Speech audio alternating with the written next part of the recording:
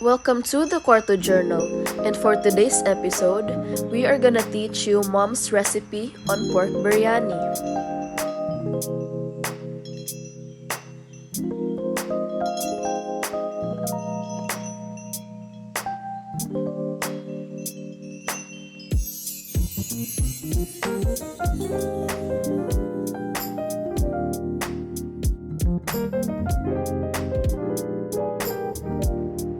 So you can buy a ready-made biryani mix in the supermarket, or you can make your own using only these 9 spices.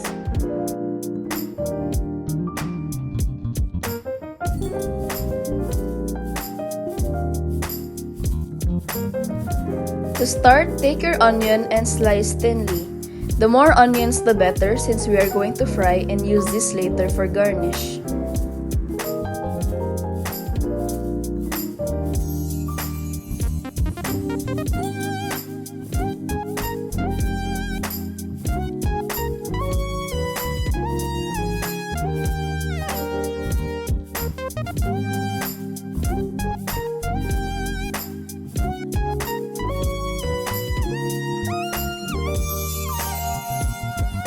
Next is to dice the tomatoes.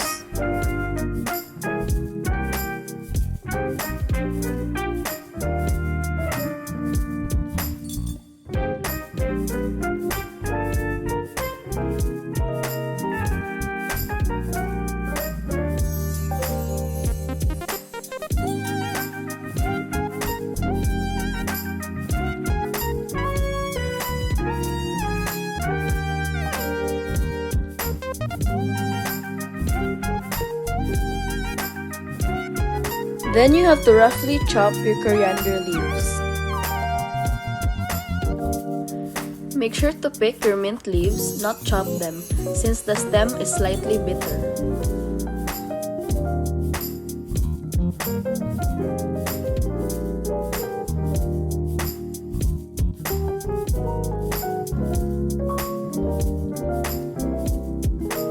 You will also need hard-boiled eggs.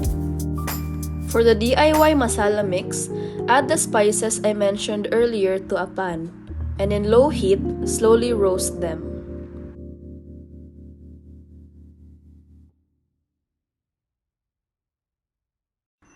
Once you can smell the aroma of the spices, turn the heat off. Then add them to a grinder and start grinding them.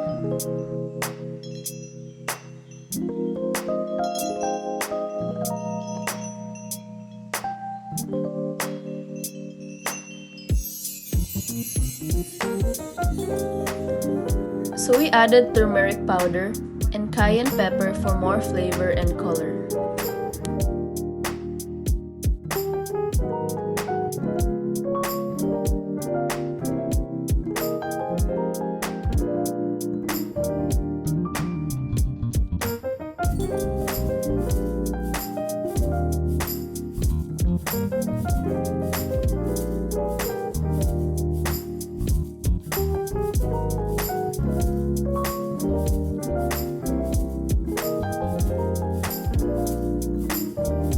Now we can start to marinate the pork using our biryani mix.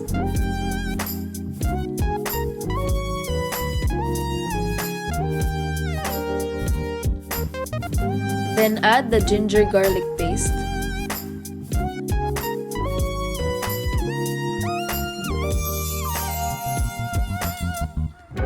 Then the lemon juice.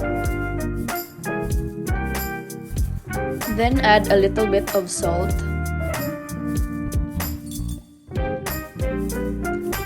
And also a little bit of turmeric powder.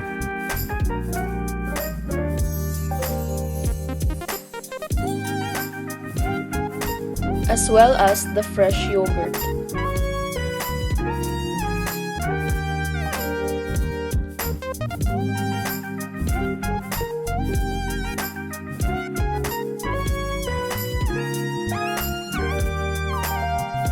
And to top it all off, add your coriander and mint leaves.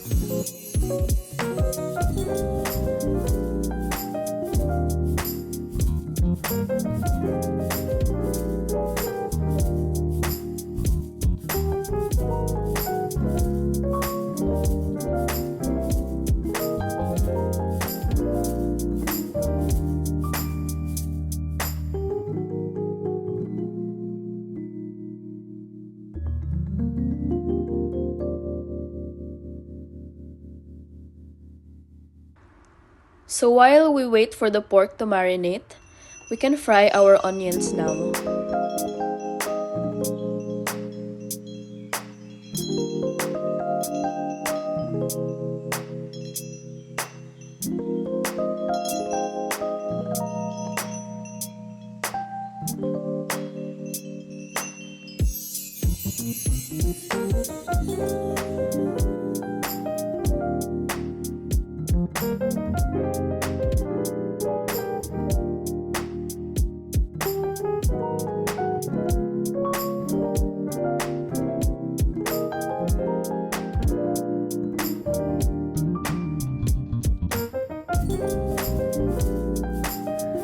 Since the onions will take a while to turn golden brown, let's prepare the basmati rice. So we opted to go for 5 cups, which is good for 4 to 6 persons. Make sure to rinse it thoroughly.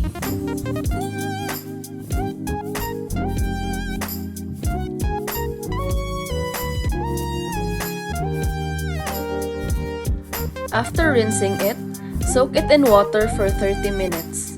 You can also add cardamom and cloves. Now that the onions are finally golden brown, strain it and put it on an absorbent paper.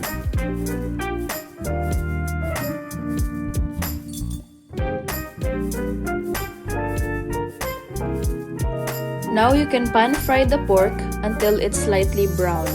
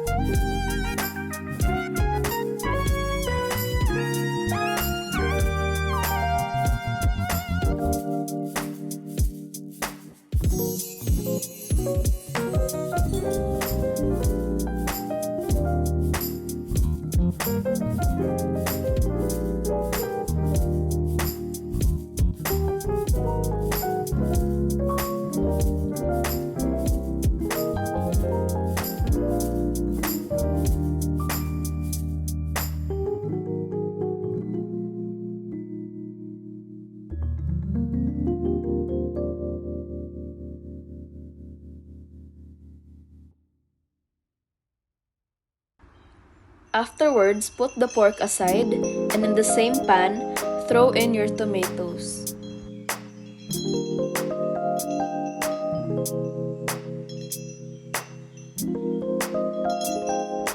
Also add some of the fried onions.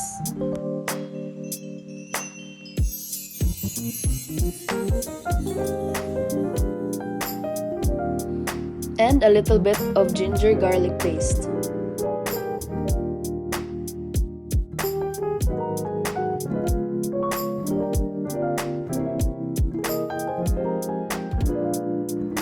Now add the pork back into the pan, as well as the remaining marinade.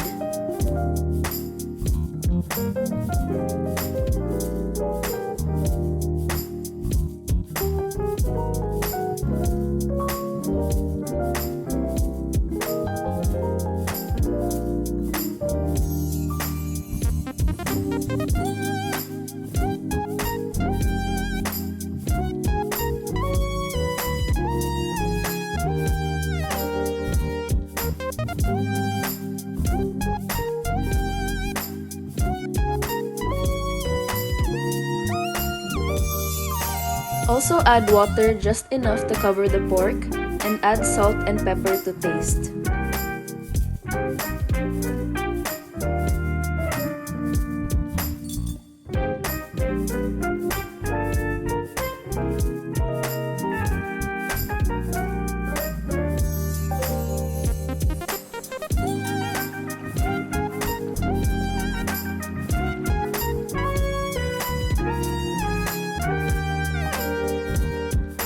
So now that you have finished soaking the rice, add water to a pot, salt, and a little bit of oil. And then add your basmati rice. Boil it until it is 80% cooked.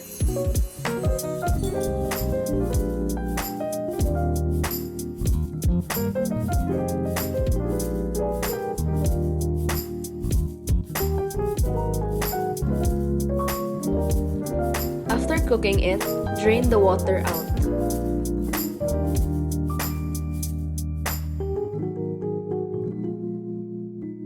Now after a few minutes, check your pork. Poke it with the fork, and if you feel that it's soft already, then you're good to go.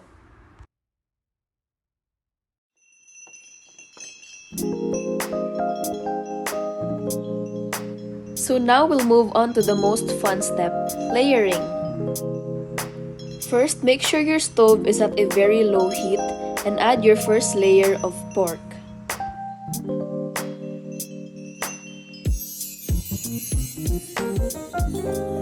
Then on top of that, add your first layer of basmati rice.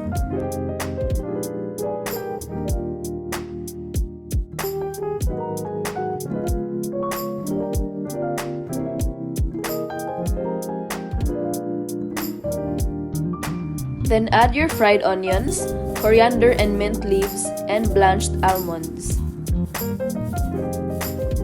Then add the second layer of pork and the eggs.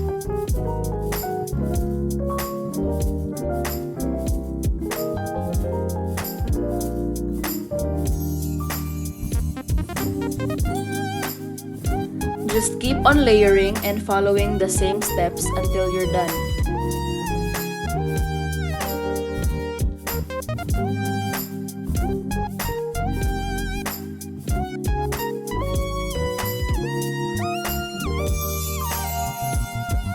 Make sure to cover it afterwards and let it cook on low heat until the rice is fully done.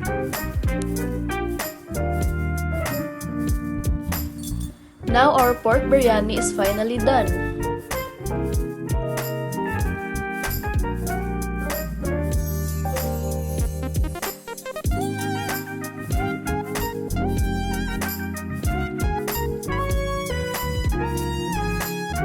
So this concludes our second episode. I hope you learned a thing or two from us. Please support our channel by liking this video and subscribing down below. We will post more fun videos about our family, lifestyle, food, and travel. See you on the next episode. Bye!